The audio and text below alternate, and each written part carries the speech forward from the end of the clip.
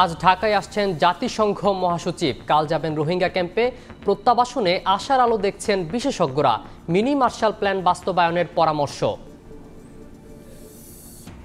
মাগুরায় ধর্ষণের শিকার ৮ বছরের শিশুর শারীরিক অবস্থার অবনতি। একদিনে 4 বার বন্ধ হার্টবিট, কমছে রক্তচাপ। দেশবাসীর কাছে দোয়া চাইল সেনাবাহিনী।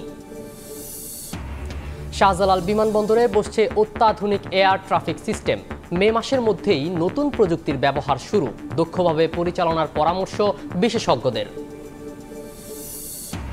ঘরে বাইরে মশার রাজত্ব। খুলনায় প্রতি বছর কোটি টাকা খরচেও মিলছে না সুফল। ক্ষুব্ধ নগরবাসী। জনবল সংকটের অজুহাত সিটি কর্পোরেশনের।